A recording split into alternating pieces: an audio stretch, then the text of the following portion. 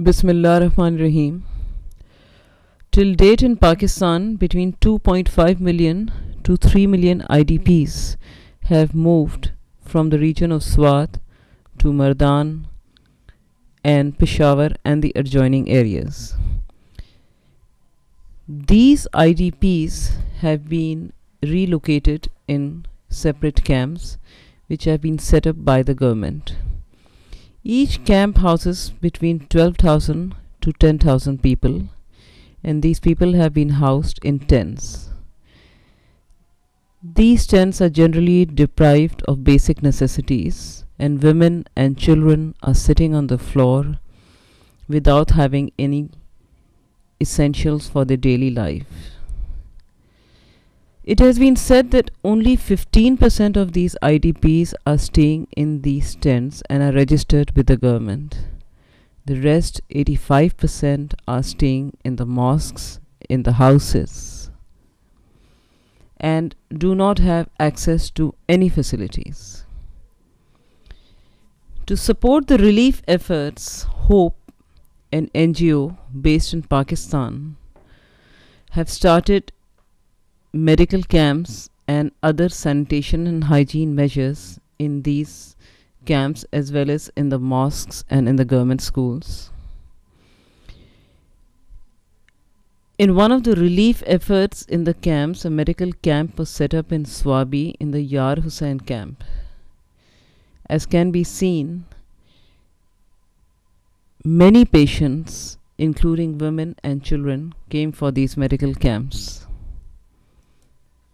The residents of the camp do not have adequate food and they have to stand in lines to get the food. Most of that is cooked food and is not very nutritious. Women and children get these food on a daily basis. Sometimes they do not get the food. Some of them try to cook it themselves, but they don't have the basic rations for that. As a result of this, women and children suffer from many illnesses, especially malnutrition. The Hope team not only set up medical camps in Swabi, but it set up medical camps in Jalala and in Takhadbai. Nearly 500 patients were seen on the first day and around 600 or more patients were seen on the second day. The patients comprised of mainly women and children as well as adults. Because of the unhygienic conditions prevalent in the camps, the children were suffering from diarrhea, acute respiratory infections, as well as gastroenteritis. Many pregnant women were seen also, and deliveries were taking place in the camps. Newborns were seen, and newborns suffered from their own illnesses. The patients were not getting enough medicines from the medical help which was available for them. And there were long queues of women who were asking for medical advice.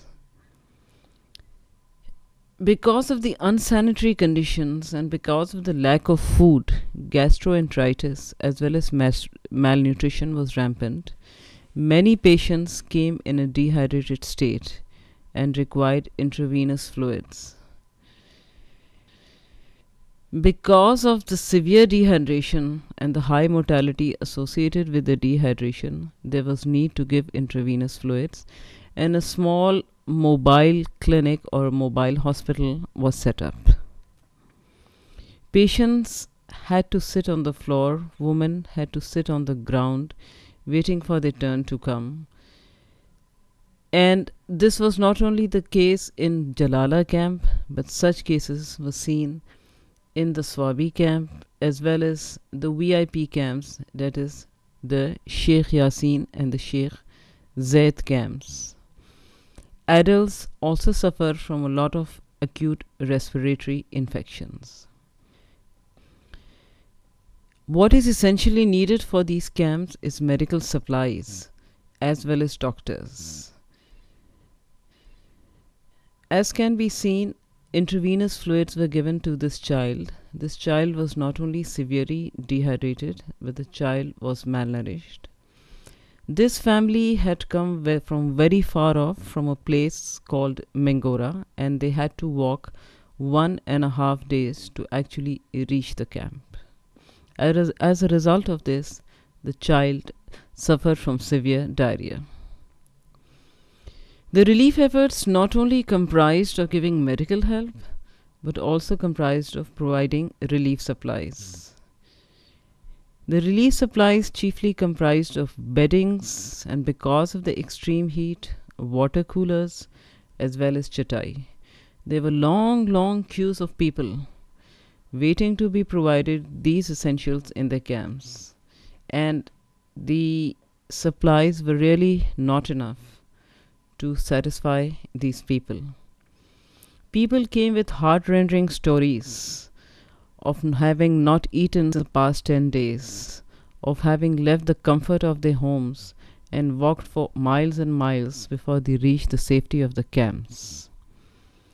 The other goods which were provided to these residents of the camps included utensils, water coolers, rations, and there were people all around asking for these. This distribution right now seen is taking place not in the camp but in the village and in a government school.